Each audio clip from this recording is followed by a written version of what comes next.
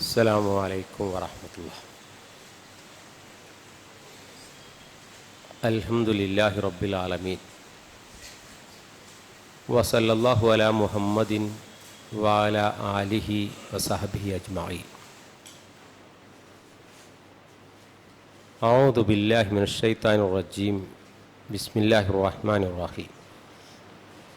ഇദ് ജാഅ റബ്ബഹു ബിഖൽബിൻ സലീം. സഹോദരങ്ങളെ,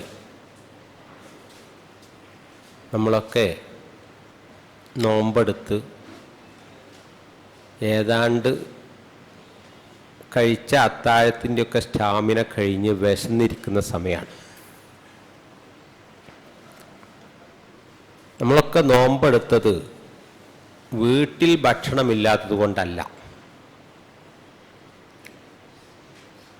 ഭക്ഷണം കുറച്ച് ഒരു പുതിയ ഭക്ഷണ രീതി സ്വീകരിക്കാനുമല്ല, സാമ്പത്തികമായി ചെലവ് ചുരുക്കാനുമല്ല. കാരണം അതൊക്കെ ഈ മാസത്തിൽ കൂടുതലാണ്. മറിച്ച് നോമ്പ് എന്ന് പറയുമ്പോൾ നമ്മുടെ മനസ്സിലേക്ക് വരുന്നത് തഖ്വയുണ്ടാവാനാണ് നോമ്പ് എന്നാണ്. എങ്ങനെയാണ് തഖ്വ ഉണ്ടാവുക? എവിടെയാണ് തഖ്വ ഉണ്ടാവുക? ഈ രണ്ട് ചോദ്യങ്ങൾക്കുള്ള ഉത്തരമാണ് ഞാൻ ഉദ്ദേശിക്കുന്നത്. നമുക്കറിയാം, റസൂലുള്ളാഹി സ്വല്ലല്ലാഹു അലൈഹി വസല്ലം പറഞ്ഞു, അത്തഖ്വ ഹാഹുന. നെഞ്ചകത്തേക്ക് ഇങ്ങനെ വിരൽ ചൂണ്ടിയിട്ട് റസൂലുള്ളാഹി പറഞ്ഞു, ഇവിടെയാണ് കേട്ടോ തഖ്വ എന്ന്. ഹൃദയത്തിൻ്റെ ധർമ്മത്തിൽ നമ്മൾ പഠിച്ചു വച്ചത് രക്തം പമ്പ് ചെയ്ത് ശരീരത്തിൻ്റെ എല്ലാ ഭാഗത്തേക്കും എത്തിക്കലാണ് അതിൻ്റെ ജോലി. പക്ഷേ നെഞ്ചകത്താണ് മനസ്സ് കുടികൊള്ളുന്നത്. ആ മനസ്സിലാണ് തഖ്വ എന്ന് പറയുന്നത് എന്നാണ് റസൂലുള്ളാഹി സൂചിപ്പിച്ചത്. ആ മനസ്സ് എന്ന് പറയുന്നത് നമ്മുടെ ശരീരത്തിലെ കേവലം മറ്റ് അവയവങ്ങളെപ്പോലൊരു അവയവമല്ല. ഇപ്പം കണ്ണ്, ചെവി, കൈ, കാല് എന്നൊക്കെ പറയുന്ന പോലെ ഒരു നിശ്ചിത ധർമ്മത്തിന് വേണ്ടിയുള്ള അവയവമല്ല. മനുഷ്യൻ്റെ ചിന്തകൾ, മനുഷ്യൻ്റെ ഭാവനകൾ, മനുഷ്യൻ്റെ കാഴ്ചപ്പാടുകൾ, മനുഷ്യൻ്റെ ആത്മീയത, ഇതൊക്കെ ഉൾക്കൊള്ളുന്ന വളരെ മൾട്ടിപ്പിൾ ആയിട്ടുള്ള ഒരവയവമാണ് മനുഷ്യൻ്റെ മനസ്സ്. ആ മനസ്സിനെ കുറിച്ച് വിശുദ്ധ ഖുർആൻ പറഞ്ഞു, പല അവസ്ഥകളിലുള്ള മനസ്സുകളുണ്ട് മനുഷ്യർക്ക്. ഒന്ന് നഫ്സുൻ അമ്മാറ, വമാ ഉബരിഉ നഫ്സി ഇന്ന നഫ്സ ല അമ്മാറത്തും ബിസ്സൂ. തെറ്റിലേക്ക് സൂചന കൊടുക്കുന്ന, ചായ്ഞ്ഞു പോകുന്ന മനസ്സ്. മനസ്സിൻ്റെ കുഴപ്പമല്ല, മനസ്സിനെ നമ്മൾ എങ്ങനെയാണോ നയിക്കുന്നത് അതിനനുസരിച്ച് അത് തിന്മയിലേക്ക് ഇങ്ങനെ പോകും. രണ്ടാമത് ഖുർആൻ പറഞ്ഞു നഫ്സുൽ ലവ്വാമ. കുറച്ച് കഴിഞ്ഞിട്ട് ഇങ്ങനെ മനസ്സ് കുറ്റപ്പെടുത്തുക, അന്ന് അങ്ങനെ പോരായിരുന്നു, അങ്ങനെ ചെയ്യേണ്ടിയിരുന്നില്ല, അങ്ങനെ അവരോട് പറയേണ്ടിയിരുന്നില്ല, അന്ന് ആ കോഴ്സ് എടുക്കേണ്ടിയിരുന്നില്ല. ഇങ്ങനെ ജീവിതത്തിൻ്റെ ഒരു സമയത്ത് അവനവനിങ്ങനെ കുറ്റപ്പെടുത്തിക്കൊണ്ടിരിക്കുക. മൂന്നാമത്തെ ഒരു മനസ്സ് ഖുർആൻ പറഞ്ഞു നഫ്സും മുത്മഇന്ന. യാ അയ്യത്തുഹൻ നഫ്സുൽ മുത്മഇന്ന. ശാന്തിയുള്ള, സ്വസ്ഥതയും സമാധാനവുമുള്ള, പിന്നിലേക്ക് നോക്കുമ്പോൾ അസ്വസ്ഥതയും ആശങ്കയും ഇല്ലാത്ത, ഭാവിയെക്കുറിച്ചും ടെൻഷനില്ലാത്ത ഒരു മനസ്സ്. അതിനെയാണ് ഖുർആൻ സൂചിപ്പിച്ചത് ഖൽബുൻ സലീം, സുരക്ഷിതമായ മനസ്സ്, ഒരു രോഗങ്ങളില്ലാത്ത, ഒരു നിലക്കും അതിൻ്റേതായ ഒരു പ്രശ്നങ്ങളില്ലാത്ത ഒരു മനസ്സ് എങ്ങനെയാവണോ അങ്ങനെ ആവേണ്ട മനസ്സ്. മനസ്സിൻ്റെ രോഗങ്ങളെക്കുറിച്ച് നമ്മൾ ഒരുപാട് ഇവിടെ ക്ലാസ് നടത്തിയിട്ടുണ്ട്. അത് നിങ്ങൾ അതിൻ്റെ സൈറ്റിൽ പോയാൽ നിങ്ങൾക്ക് കിട്ടും. അസൂയ, റിയാ, ലോകമാന്യത, കിബർ, അലസത, ഇങ്ങനെ തുടങ്ങി ഒരുപാട് രോഗങ്ങൾ മനസ്സിന് പ്രത്യക്ഷപ്പെടും. കാപട്യം. ആ മനസ്സിനെ ആരോഗ്യമുള്ള മനസ്സാണെങ്കിൽ ഷെയ്ഖ് ഇബ്നുൽ ഖയ്യിം പറയുന്നുണ്ട്, മനുഷ്യൻ്റെ മനസ്സിലേക്ക് തൗഹീദ്, അതിന് പകരം കുഫ്റാണെങ്കിൽ രോഗമാണ്. അതുപോലെ തന്നെ ഈമാൻ ഉണ്ടാവണം, സുന്നത്തിനോട് പ്രതിപത്തി ഉണ്ടാവണം. ബിദ്അത്തിനോടാണ് പ്രതിപത്തി എങ്കിൽ മനസ്സ് കളങ്കിതമായി തീരും. ഇഖ്ലാസിന് പകരം റിയാ ആണെങ്കിൽ മനസ്സ് രോഗാതുരമായി തീരും. ഇങ്ങനെ അതിനെക്കുറിച്ച് ഒരുപാട് ഷെയ്ഖ് ഇബ്നുൽ ഖയ്യിം വിശദീകരിക്കുന്നുണ്ട്. അതുമല്ല നമ്മുടെ ചർച്ച. അപ്പോൾ സൂചിപ്പിക്കുന്നത് എന്താണെന്ന് വെച്ചാൽ, നമ്മുടെ മനസ്സ് ശുദ്ധമാവണം. അതിനാണ് നമ്മൾ നോമ്പെടുക്കേണ്ടത് എന്നാണ് റസൂലുള്ളാഹി സ്വല്ലല്ലാഹു അലൈഹി വസല്ലം പറഞ്ഞത്.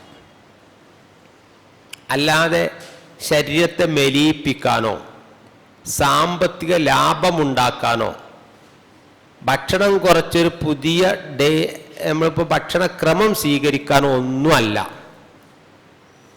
വിശുദ്ധ ഖുർആൻ ഈ നോമ്പ് നിശ്ചയിച്ചതിനെ കുറിച്ച് റസൂലുള്ളാഹി വിശദീകരിച്ചത്, മൻ സർറഹു അൻ യദ്ഹബ വഹറു സദ്രി, ഈ മനസ്സിൻ്റെ മാലിന്യങ്ങളെ കഴുകി തുടച്ചെടുക്കാൻ ആർക്ക് സന്തോഷമുണ്ട്?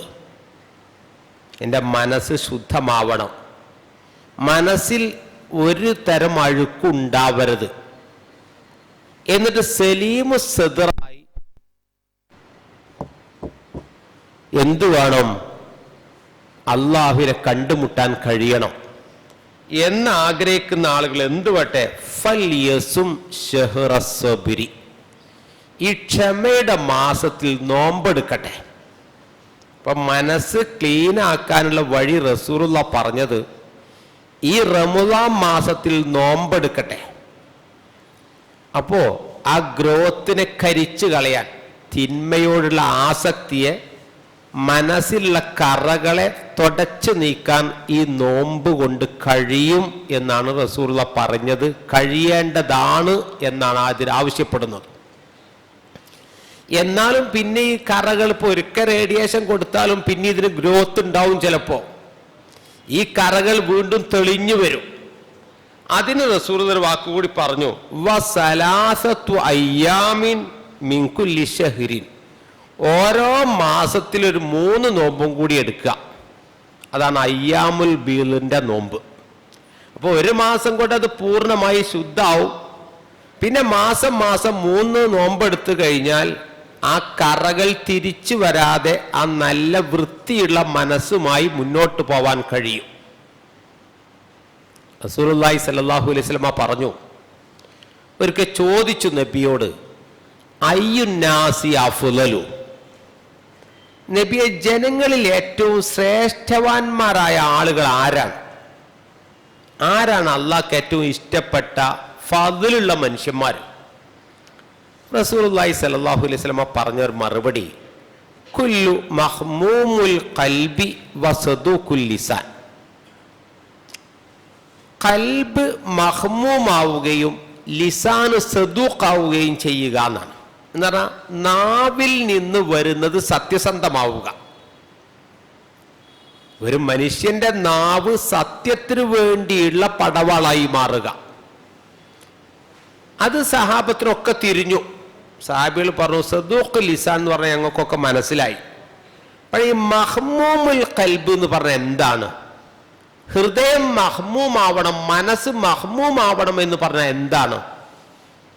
അതിന് റസൂലുള്ള പറഞ്ഞ മറുപടി ഹുവ, അതെന്താണ്? അൽ ഖൽബു അത്തഖിയ്യു വന്നഖിയ്യു ലാ ഇസ്മ ഫീഹി വലാ ബഗ്യ വലാ ഗില്ല വലാ ഹസദ. റസൂലുള്ള കൊടുത്ത വിശദീകരണം മാത്രമാണ്. അത് മനസ്സ് ക്ലിയറായ മനസ്സാണ്. ക്ലിയറായ മനസ്സ് എന്ന് പറഞ്ഞാൽ എന്താണ്? അത്തഖിയ്യ, ശുദ്ധമാണ്. അന്നഖിയ്യ, വൃത്തിയുള്ളതാണ്. ലാ ഇസ്മ ഫിഹി, ഒരു കുറ്റവും ഒരു പാപവും ആ മനസ്സിൽ ഏശിയിട്ടില്ല. വലാ ബഗ്യ, വിദ്വേഷമില്ല മനസ്സിൽ. വലാ ഗില്ല, പകയില്ല മനസ്സിൽ. വലാ ഹസദ, അസൂയയില്ല മനസ്സിൽ. അപ്പൊ അസൂയയില്ലാത്ത, വിദ്വേഷമില്ലാത്ത, പകയില്ലാത്ത, കുറ്റങ്ങളില്ലാത്ത ക്ലീനായൊരു മനസ്സുള്ള മനുഷ്യനാണോ അവനാണ് ജനങ്ങളുടെ കൂട്ടത്തിലെ ഏറ്റവും ഫദ്ലുള്ള മനുഷ്യൻ എന്ന് റസൂലുള്ളാഹി സ്വല്ലല്ലാഹു അലൈഹി വസല്ലം വിശദീകരിച്ചു. ഇപ്പൊ ഇസ്ലാം എന്ന് പറയുമ്പോൾ ജിഹാദി എന്നാണല്ലോ നമ്മളെ ചീത്ത വിളിക്കൽ. ഇപ്പൊ മുസ്ലിങ്ങളല്ലാത്ത ആളുകൾ ജിഹാദ് എന്ന് പറയുമ്പോൾ പ്രാഥമികമായി നമ്മുടെ മനസ്സിലേക്ക് വരുന്നത് യുദ്ധം, സമരം എന്നൊക്കെയാണ്. പക്ഷേ വിശുദ്ധ ഖുർആൻ പറഞ്ഞ ജിഹാദ് ഈ യുദ്ധമല്ല. യുദ്ധമല്ല എന്നല്ല, യുദ്ധവും പെടും. പക്ഷേ ഏറ്റവും വലിയ ജിഹാദ് അല്ലാഹ് പറഞ്ഞു, മൻ ജാഹദ ഫഇന്നമാ യുജാഹിദു ലിനഫ്സിഹി, അവനവന്റെ മനസ്സിനോട് ചെയ്യുന്ന ധർമ്മസമരമാണ് സമരം. യുദ്ധം എന്നുള്ള ഖിതാലാണ്, കൊലപാതകത്തിനാണ് ഖിതാൽ എന്ന് പറയും. ജിഹാദ് കൊലപാതകത്തിനും പറയുന്ന, യുദ്ധത്തിനും പറയും. ജീവിതത്തിൽ തൻ്റെ മനസ്സിനോടുള്ള പോരാട്ടം. അപ്പോൾ നിങ്ങൾ ആലോചിച്ച് നോക്കൂ, എണീക്കണം എന്നൊക്കെ ഉണ്ട്, വേറെ ആരോഗ്യ പ്രശ്നങ്ങളൊന്നുമില്ല, നിസ്കരിക്കണം എന്നുണ്ട്, പക്ഷേ ഒരു മടി, വേറെ ഉറക്ക് വരിക, ക്ഷീണം തോന്നുക. എന്നാൽ ക്ഷീണത്തിന് എൻ്റെ ശരീരത്തിൽ വല്ല പ്രശ്നമുണ്ടോ? ഒന്നുമില്ല. ഈ അലസത ആത്മീയമായ രോഗമാണ്. ചെയ്യുന്ന ഇബാദത്ത് പേപ്പറിൽ ഫോട്ടോ വരുമെങ്കിൽ കൊടുക്കുന്നത് 1000 10,000 ആക്കി മാറ്റും. റിയാദ് ആത്മീയതക്കെതിരെ വരുന്ന രോഗമാണ്. കിബിർ, ഇങ്ങനെ ഈ രോഗങ്ങളൊക്കെ അതിനോട് മനസ്സുകൊണ്ട് പൊരുതി നേടണം. നോക്കൂ, അത് അല്ലാഹ് പറഞ്ഞു, മൻ ജാഹദ, ആര് പരിശ്രമിക്കുന്നുണ്ടോ, ഫഇന്നമാ യുജാഹിദു ലിനഫ്സിഹി, അവന്റെ നഫ്സിന് വേണ്ടിയാണ് അവൻ പരിശ്രമിക്കേണ്ടത്. എന്നിട്ട് പറഞ്ഞു, ഇന്നല്ലാഹ ലഗനിയുൻ, അള്ളാഹ്ക്ക് നിങ്ങൾ നന്നായിക്കോളന്നൊന്നുമില്ല കേട്ടോ, അവനവന് വേണമെങ്കിൽ നന്നായാൽ മതി. നമ്മൾ നന്നായത് കൊണ്ട് അള്ളാഹിന്റെ ഇസ്സത്ത് ഉയർത്താനോ, നമ്മളൊക്കെ പാടെ കോലം കെട്ട് ജീവിച്ചുകൊണ്ട് അള്ളാഹിന്റെ ഇസ്സത്തിന് താഴ്ച പറ്റാനോ കഴിയില്ലല്ലോ. അതുകൊണ്ട് നിങ്ങളുടെ മനസ്സിനെ നമ്മൾ ശുദ്ധീകരിക്കുക. എങ്ങനെയാണ് മനസ്സിൽ ഈ കറകൾ വീഴുന്നത്? നമ്മുടെ മനസ്സെങ്ങനെയാ മാലിന്യമായി മാറുന്നത്? അല്ലാഹ് പറഞ്ഞു, കല്ല ബൽ റാന അലാ ഖുലൂബിഹിം മാ കാനൂ യക്സിബൂൻ, നിങ്ങൾ ചെയ്തു കൂട്ടുന്ന പ്രവർത്തനങ്ങളുടെ ഫയലുകളാണ് മനസ്സിൽ ഇങ്ങനെ ബാഡ് ഇമേജ് ആയി തീരുന്നത്. ഈ ജീവിത വ്യവഹാരത്തിൽ കണ്ടും കേട്ടും അനുഭവിച്ചും വായിച്ചും ഒക്കെ കാണുന്ന പലതിനോടും ആവുമ്പോൾ പിന്നെ തിന്മകളോടുള്ള എതിർപ്പിന്റെ ശക്തി കുറയുകയും തിന്മയുടെ വാഹകനായി മാറി എന്നുള്ളത് കൊണ്ട് നൊമ്പരമില്ലാതിരിക്കുകയും ചെയ്യുന്ന പരുവത്തിലേക്ക് മനുഷ്യന്റെ മനസ്സങ്ങോട്ട് മാറും. അതുകൊണ്ടാണ് റസൂലുള്ളാഹി സ്വല്ലല്ലാഹു അലൈഹി വസല്ലമ പറഞ്ഞത്, യദ്ഖുലുൽ ജന്നത അഖ്വാമുൻ, കുറച്ച് മനുഷ്യർ സ്വർഗത്തിലേക്ക് പോകും കേട്ടോ. എങ്ങനത്തെ മനുഷ്യര്? അഫ്ഇദത്തുഹും, അവരുടെ മനസ്സ് ഏതുപോലെ അറിയങ്ങള്? മിസ്ല അഫ്ഇദത്തി തൈരി, പക്ഷികളെ മനസ്സ് പോലെയാണ്.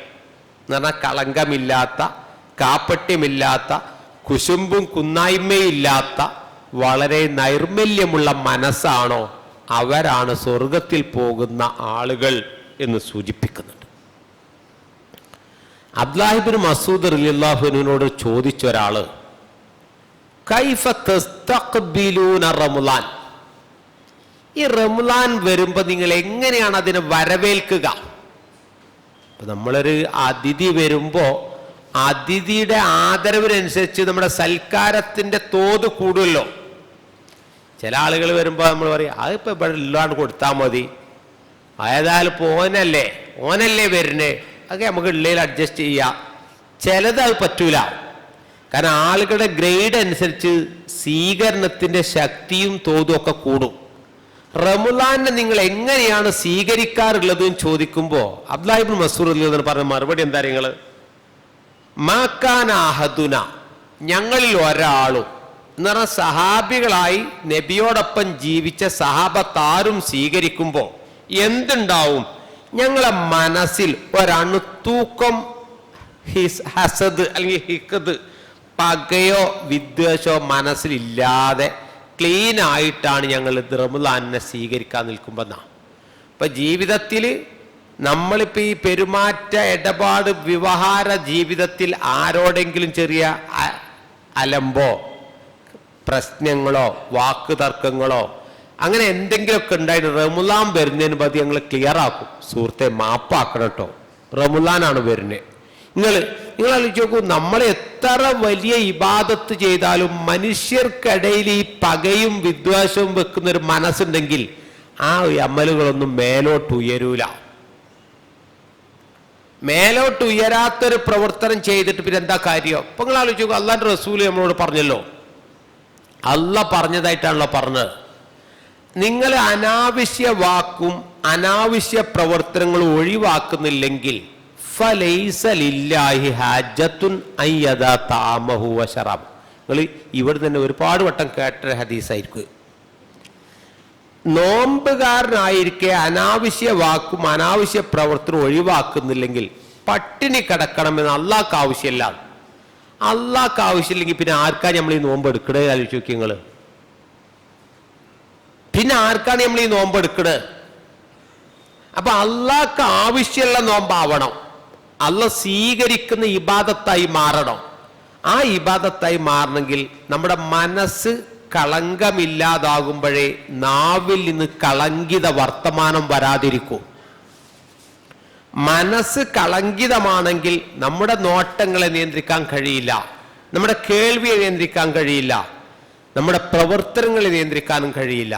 അതിനെ നിയന്ത്രിക്കുന്ന പവർ ഹൗസ് ആണ് മനുഷ്യന്റെ മനസ്സ് എന്ന് പറയുന്നത്. അങ്ങനെ വരുമ്പോൾ മനുഷ്യന്റെ മനസ്സ് തൂവെള്ള ഹൃദയം പോലെ, ഒരു കറയോ പൊടിയോ അഴുക്കോ ഇല്ലാത്ത ഒരു മനസ്സിന്റെ ഉടമയായി ഈ റമദാൻ കൊണ്ട് നമ്മൾ മാറേണ്ടതുണ്ട്. അതാണ് റസൂലുള്ളാഹി നമ്മളോട് പറഞ്ഞത്. പടച്ച റബ്ബ് നിങ്ങളുടെ പ്രവർത്തനങ്ങളിലേക്ക് നോക്കുമ്പോൾ ലാ ഇലാ സുവരിക്കും വല അംവാലിക്കും, നിങ്ങൾ എത്ര വലിയ പണക്കാരനാണ് എന്ന് നോക്കിയിട്ടോ നിങ്ങളുടെ ആകാര വടിവ് നോക്കിയിട്ടോ അല്ല അള്ളാഹ് നിങ്ങളുടെ അമല് സ്വീകരിക്കുന്നത്. നല്ലൊരു ഗുഡ് പേഴ്സണാലിറ്റി, എന്തോ ഒരു നല്ല ഡ്രസ്സും എന്തോ ഒരു നല്ല മേക്കപ്പും ഒക്കെ ഇട്ടിട്ടാണ് പള്ളിയിൽ വരുന്നത്. അതല്ല അള്ളാഹ് ഇബാദത്തിന് മാനദണ്ഡമായി നിശ്ചയിക്കുന്നത്. ഇത്ര വലിയ സമ്പത്തിന്റെ ഉടമയാണ് ആ ഒന്നാം സഫിൽ വന്ന് നിൽക്കുന്നത് എന്നും അല്ല സ്വീകരിക്കാനുള്ള മാനദണ്ഡം. മാനദണ്ഡം എന്താ? റസൂലുള്ളാഹി പറഞ്ഞു, അത് വലാകിൻ യൻളുറു ഇലാ ഖുലൂബിക്കും, നിങ്ങളുടെ മനസ്സിലേക്കാണ് അള്ളാന്റെ നോട്ടം. നിങ്ങൾ ഈ പ്രവർത്തനങ്ങളൊക്കെ ചെയ്യുമ്പോൾ നിങ്ങൾക്ക് എത്രത്തോളം നിങ്ങളുടെ മനസ്സ് പടച്ച റബ്ബുമായി അവന്റെ മീസാനിൽ കനന്തൂങ്ങുന്ന അമലുകളായി മാറണേ എന്ന് പ്രാർത്ഥനാ നിർഭരമായൊരു മനസ്സിന്റെ ഉടമയായിട്ടാണോ നിങ്ങൾ ഇബാദത്ത് ചെയ്യുന്നത് എന്നാണ് അള്ളാഹ് നോക്കുന്നത്. അതുകൊണ്ടാണ് യഥാർത്ഥത്തിൽ അള്ളാഹു സൂചിപ്പിക്കുന്നത്, ഈ വിശ്വാസിയുടെ ജീവിതത്തിൽ എന്ത് വേണം? അള്ളാഹ് നമ്മളെ പരീക്ഷിക്കും. എന്ത്? വലിയബ്തലിയല്ലാഹു മാഫി സുദൂരിക്കും വലിയുമഹിസ മാഫി ഖുലൂബിക്കും. രണ്ട് പദപ്രയോഗങ്ങളാ ഖുർആൻ പറയുന്നത്. നിങ്ങളെ മനസ്സിലുള്ളതിനെ അള്ളാഹു പരീക്ഷിച്ചിട്ട് ആ മനസ്സിൻ്റെ പരീക്ഷണത്തിൽ അള്ളാഹു എന്ത് ചെയ്യും? അതിനെ തുടച്ച് നീക്കാൻ കഴിവുള്ള രൂപത്തിൽ നമ്മുടെ മനസ്സിന് മനസ്ഥിതിക്ക് മാറ്റമുണ്ടാകുന്നുണ്ടോ? നിങ്ങൾ ആലോചിച്ച് നോക്കൂ. നമ്മൾ പറയലുണ്ടല്ലോ, 99 ആളൊക്കെ വന്ന ആള് നന്നായി. അല്ലെങ്കിൽ അങ്ങനെ ചെയ്ത മനുഷ്യൻ നന്നായി. നമ്മുടെ ജീവിതത്തിൽ തന്നെ നിങ്ങൾ ആലോചിക്കൂ, മഹാ അലമ്പ് കാണിച്ച് ജീവിച്ച മനുഷ്യന്മാർ ജീവിതത്തിൻ്റെ ടേണിംഗ് പോയിന്റിൽ മതത്തെയാണ് പുൽകിയപ്പോൾ ഒരുപാട് ജന്മനാ മതമായി ജീവിച്ച മനുഷ്യനേക്കാൾ ഭക്തരായി മാറിയ മനുഷ്യന്മാരുണ്ട്. നിങ്ങൾ ഗൂഗിളിലൊക്കെ സെർച്ച് ചെയ്താൽ എത്ര വലിയ സിനിമാ നടന്മാർ, വലിയ ഈ സെലിബ്രിറ്റികൾ ഇസ്ലാമിലേക്ക് കടന്നു വന്നതിൻ്റെയൊക്കെ ചരിത്രങ്ങൾ വായിക്കുമ്പോൾ അവരെ സ്പർശിച്ച ഒരു സ്പാർക്കാണ്, ഇസ്ലാമിനെ കുറിച്ചുള്ളൊരു സ്പാർക്ക് മനസ്സിലേക്കാണ് കയറിയപ്പോൾ പിന്നെ അവർക്കൊന്നും പ്രശ്നമല്ല. അവർ ആ ഇസ്ലാമിനെ സ്വീകരിക്കാൻ അവരുടെ മനസ്സിനെ പാകപ്പെടുത്തുമ്പോൾ അവരുടെ സ്ഥാനമാനങ്ങളുണ്ട്, അവരുടെ ജോലിയുണ്ട്, അവരുടെ മക്കളുണ്ട്, അവരുടെ ഇപ്പോഴത്തെ ജീവിതത്തിലൊരു പൊസിഷൻ ഉണ്ടല്ലോ, അതൊക്കെ പോകും. പക്ഷെ അതൊന്നും പോയാലും പ്രശ്നമല്ല, അള്ളാഹുവിൻ്റെ അടുത്ത് എനിക്ക് സ്ഥാനമുണ്ടാവണം എന്ന് ചിന്തിക്കുമ്പോഴാണ് ഒരു മനുഷ്യനിൽ ഈമാൻ മാറ്റമുണ്ടാക്കുന്നത്. റസൂലുള്ളാഹി സ്വല്ലല്ലാഹു അലൈഹി വസല്ലമ പറഞ്ഞു, മനുഷ്യൻ മാറുമ്പോൾ എന്തുണ്ടാവും? അൽ മുസ്ലിമു മൻ സലിമൽ മുസ്ലിമൂന മിൻ ലിസാനിഹി വയദിഹി. ഒരാൾ മുസ്ലിമാണ് എന്ന് പറയുമ്പോൾ അവരിൽ നിന്ന് സമൂഹത്തിന് റിട്ടേൺ കിട്ടേണ്ടത് ഒന്നുണ്ട്. എന്താണ് ആ റിട്ടേൺ എന്നറിയങ്ങൾ? അത് അവൻ്റെ കൈ കൊണ്ടും അവൻ്റെ നാവ് കൊണ്ടും ആളുകൾ സുരക്ഷിതരായിരിക്കണം എന്നാണ്. ഇപ്പം മുസ്ലിമായൊരു മനുഷ്യൻ നാട്ടിലുണ്ടാകുമ്പോൾ ആളുകൾക്ക് അവനേറെ പ്രിയങ്കരനായി മാറും. ഒരാൾക്കും അവൻ്റെ നാവ് കൊണ്ടോ അവൻ്റെ കൈ കൊണ്ടോ ഒരു ശല്യമോ ദ്രോഹമോ ഉണ്ടാവാത്ത, ഏവർക്കും ഖുർആൻ പറഞ്ഞൊരു ഉദാഹരണവും കൂടി നിങ്ങളെ മനസ്സിലേക്ക് കൂട്ടത്തിൽ വരിക. കശജറത്തിൻ ത്വയ്യിബ അസ്ലുഹാ സാബിത്തുൻ വഫർഉഹാ ഫിസ്സമാ. വടവൃക്ഷം പോലെ ആളുകൾക്ക് തണലേകുന്ന, ഭൂമിയിലേക്ക് വേറെ ആഴ്ന്നിറങ്ങിയ, കാലങ്ങളില്ലാതെ പഴങ്ങൾ ഉൽപ്പാദിപ്പിക്കുന്ന ഒരു വിശ്വാസിയായി മുസ്ലിം മാറണം. അപ്പോഴാണ് നമ്മുടെ മനസ്സിൽ ഇപ്പറഞ്ഞ കളങ്കമില്ലാത്ത ഒരു മനസ്സിൻ്റെ ഉടമയായി മാറാൻ കഴിയുക. മറ്റെന്തായാലും ഇപ്പം നമ്മുടെ നാട്ടിൽ ഇപ്പോൾ ഒരു കാഴ്ചപ്പാടിൻ്റെ പ്രശ്നം എന്ന് പറഞ്ഞാൽ ഒറ്റ ഉദാഹരണം പറയാം. നിങ്ങൾ ആലോചിച്ച് നോക്കൂ, ഇപ്പം നിങ്ങൾ തൊട്ട അയൽവശത്തെ വീട്ടിൽ നിങ്ങൾ നാളെ അത്താഴത്തിന് എണീറ്റപ്പോൾ ആ വീട്ടിൽ ലൈറ്റ് കാണുന്നില്ല. അപ്പം അയൽവാസി എണീറ്റിട്ടില്ല എന്നർത്ഥം. മറ്റേ നിങ്ങൾ അത്താഴത്തിന് എണീക്കുന്ന സമയത്ത് അയൽവക്കത്ത് വെളുക്ക് ഉണ്ടാവാറുണ്ട്, വെളിച്ചം ഉണ്ടാവാറുണ്ട്, ലൈറ്റ് കാണാറുണ്ട്. നിങ്ങൾ മൊബൈലിൽ അവരെ ഫോൺ ചെയ്ത് വിളിക്കും. നന്ദിപൂർവ്വം അവർ നിങ്ങളെ സ്മരിക്കും ചെയ്യും. നിങ്ങൾ വിളിച്ചുകൊണ്ട് അറിഞ്ഞാട്ടോ, ഇല്ലെങ്കിൽ ഇന്ന് ഞങ്ങൾക്ക് അത്താഴം ഉണ്ടാവില്ല. ഇനി എങ്ങനെ അറിയില്ല, രണ്ടാളും മൊബൈലിൽ അലാറൊക്കെ വെച്ചിനി അടിച്ചാൽ അറിഞ്ഞില്ല. പിന്നെ പറയും ചെയ്യും, നിങ്ങളെ ഒന്ന് നോക്കണം കേട്ടോ, നിങ്ങൾ എണീക്കുമ്പോൾ ഞങ്ങൾ എണീറ്റിട്ടുണ്ടോ, മനുഷ്യന്മാരല്ലേ, ക്ഷീണം കൊണ്ട് ഉറങ്ങിപ്പോയാലോ എന്ന് പറഞ്ഞാൽ വിളിച്ചത് നന്ദിയോടെ ഓർക്കും. കൂട്ടത്തിൽ നിങ്ങൾ ചിന്തിക്കേണ്ട എന്താ, നിങ്ങൾ അത്താഴം കഴിക്കൽ എന്തേ ഉള്ളൂ? സുന്നത്തേ ഉള്ളൂ. നോമ്പിൻ്റെ ഒരു അദബാണ് അത്താഴം കഴിക്കൽ. അത്താഴം കഴിച്ചില്ലെങ്കിൽ നോമ്പെടുക്കാം, നോമ്പിന് കുറവൊന്നും വരില്ല. പക്ഷേ നബി പഠിപ്പിച്ച നോമ്പിൽ അത്താഴം കഴിക്കണം. പക്ഷേ ഇത് ഉറങ്ങിപ്പോയതാണല്ലോ, കുഴപ്പമൊന്നുമില്ല. പക്ഷേ നോമ്പ് കഴിഞ്ഞിട്ട് സുബൈ ജമാഅത്തിന് നിങ്ങൾ പോരുമ്പോൾ ആ വീട്ടിൽ ലൈറ്റ് കാണുന്നില്ലെങ്കിൽ വിളിച്ചാലോ? സുബൈക്ക് നിങ്ങൾ പോരാൻ നേരത്തെ നോക്കുമ്പോൾ അയലോക്കത്ത് ലൈറ്റ് ഒന്നുമില്ല, നിങ്ങൾ അവരെ ഫോൺ ചെയ്ത് എണീക്കണവരെ ഫോൺ ചെയ്ത് വിളിച്ചാലോ? നന്ദിപൂർവ്വം ഓല് കേൾക്കൂല. നിങ്ങളെ നാളെയും വിളിക്കണ്ടിട്ടോ എന്ന് പറയില്ലേ? എന്തേ ഈ സുന്നത്ത് ചെയ്തതിന് നിങ്ങളോട് നന്ദി പറയുന്ന ആളുകൾ എന്തേ ഫർളിന് വിളിച്ചാൽ ദേഷ്യം പിടിക്കണേ? കാരണം ഇതൊരു മാസത്തേക്ക് നമ്മളുണ്ട് ഷെഡ്യൂൾ ചെയ്ത് വെച്ചാണ്. ഒരു മാസം സുബഹിസ്കാരവും, ഒരു മാസം ജമാഅത്തും, ഒരു മാസം നോമ്പും, അങ്ങനെ തീരുമാനിച്ചു വെച്ചാൽ എന്ത് ചെയ്യും? ആ മാസം കഴിഞ്ഞാൽ പിന്നെ കഴിഞ്ഞല്ലോ. അതുകൊണ്ട് ആ തമാശ പറയൽ 11 മാസം കുപ്പി, ഒരു മാസം തൊപ്പി എന്നറിയൽ. അങ്ങനെ മാറുമ്പോൾ ഈ മനസ്സിൽ ഒരു മാറ്റം ഉണ്ടാവില്ല. കാരണം മനസ്സിലേക്ക് അതൊക്കെ അടക്കി വെച്ച്, ഇപ്പൊ നമ്മൾ ചിലപ്പോണ്ടല്ലോ പെട്ടെന്നൊരാൾ വീട്ടിൽ കയറി വന്നാൽ എന്താ ചെയ്യുക? ഒക്കെപ്പാടെ പെണ്ണുങ്ങൾക്ക് തെർത്തീപ്പാക്കാൻ നേരം ഉണ്ടാവില്ല. കുട്ടികൾ എണീറ്റ് തലയണ അവിടെ ഉണ്ടാവും, ബെഡ്ഷീറ്റ് ഇപ്പുറത്തുണ്ടാവും, ഓൻ അയച്ചിട്ട ഡ്രസ്സ് അവിടെ ഉണ്ടാവും. എന്ത് ചെയ്യും? വേറൊരു ബെഡ്ഷീറ്റാണ് മൂടിയിടല. കാരണം ഇതൊക്കെപ്പാടെ ശരിയാക്കാൻ നേരം കിട്ടൂല. അല്ലെങ്കിൽ ആദ്യം പറഞ്ഞു വരണ്ടി. ഇനി പെട്ടെന്ന് വന്ന് എന്താക്കും? പെണ്ണുങ്ങൾ കൂടെ ഉണ്ടെങ്കിൽ നന്നായിട്ട് ഫയർഫോഴ്സ് വരുമ്പോൾ നേരെ അത്തുകൊണ്ട് വരുമല്ലോ. അപ്പൊ നമ്മൾ എന്ത് ചെയ്യും? വേറെ ബെഡ്ഷീറ്റിൽ ഒന്നായിട്ടാണ് മൂടിയിടും. അല്ലെങ്കിൽ കട്ടിലെ ചോട്ട് കാലുകൊണ്ടും തള്ളി നീക്കും. വേഗം തള്ളി നീക്കിയിട്ട് കാണില്ല അത്ത കൊലത്താടാക്കും. ഇതേപോലെ റമദാൻ വരുമ്പോ ഈ കറകളൊക്കെ തൽക്കാലം അടക്കി വെച്ചിട്ട് നോൽമുക്കാൻ തിരിയും. നോൽമ്പ് കഴിഞ്ഞാൽ വീണ്ടും ആ കറകളൊക്കെ വീണ്ടും തെളിഞ്ഞു വരും. വീണ്ടും പഴയകാല ജീവിതം ഉണ്ടായിത്തീരും. ഓൻ എന്തേന്നോ ചെയ്യുന്നത്. കാരണം എന്താ വെച്ചാൽ ഒരാളുടെ തമാശ പറഞ്ഞതാണേ, മൗലി റമദാൻ ഞാൻ കച്ചവടം ചെയ്യില്ലാറ്. അപ്പൊ ഞാൻ ചോദിച്ചു, അപ്പൊ നിങ്ങൾക്ക് മായിഷത്ത് 11 മാസം കച്ചവടം ചെയ്യില്ല മൗലവി, അത് മതി റമദാൻ ഒരു മാസത്തിന് പറഞ്ഞു.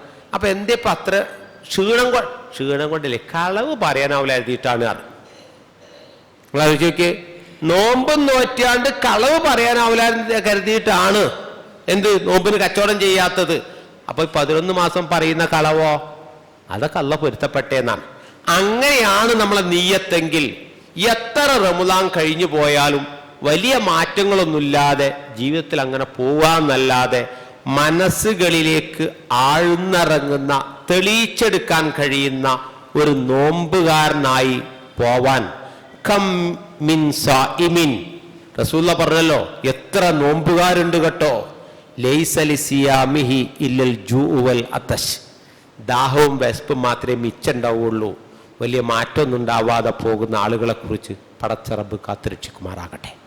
അതുകൊണ്ട് മനസ്സിനെ ശുദ്ധമാക്കാൻ എൻ്റെ മനസ്സിലുള്ള കറകൾ അത് ഞാൻ തന്നെ കഴുകി തുടക്കണം. അള്ളാഹ് പറഞ്ഞ വാക്ക് അവസാനം നിങ്ങളെ മനസ്സിലുണ്ടാവണം, അള്ളാഹ് ഒരാളെയും മാറ്റം വരുത്തുകയില്ല നിങ്ങൾ മാറ്റം വരുത്താതെ.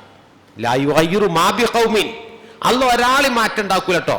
നിങ്ങൾ മാറണം, നിങ്ങൾക്ക് ആഗ്രഹം ഉണ്ടാവണം. ഞാൻ മാറണം, എനിക്ക് തീരുമാനം ഉണ്ടാവണം. എൻ്റെ മനസ്സ് നന്നാവണം, എൻ്റെ പ്രവർത്തനം നന്നാവണം, എൻ്റെ ജീവിതം നന്നാവണം. അങ്ങനെ ആയാൽ അത് മാറും. അതിനു വേണ്ടിയുള്ള ശ്രമങ്ങളും പ്രവർത്തനങ്ങളും പ്രാർത്ഥനകളുമായി മുന്നോട്ട് പോവുക. അപ്പോഴാണ് ഖൽബുൻ സലീമായി നമുക്ക് പരലോകത്തേക്ക് ചെന്നണയാൻ കഴിയുക. അള്ളാഹു തൗഫീക്ക് നൽകി അനുഗ്രഹിക്കുമാറാകട്ടെ. സഹോദരങ്ങളെ, അവിടെ കലക്ഷൻ നടക്കുന്നുണ്ട്. കഴിയുന്ന ആളുകൾ, റമദാനാണ്, കലക്ഷൻ ഉണ്ടാവും. അപ്പോൾ കഴിയുന്നത്ര സഹായിക്കുക. പടച്ച റബ്ബ് ചെയ്ത അമലുകൾ കബൂൽ ചെയ്യുമാറാകട്ടെ. നന്മയിൽ മത്സരിക്കാൻ തൗഫീക്ക് നൽകി അനുഗ്രഹിക്കുകയും ചെയ്യുമാറാകട്ടെ. റബ്ബന ആതിന ഫിദ്ദുനിയ ഹസന വഫിൽ ആഖിറതി ഹസനതൻ വഖിന അദാബന്നാർ.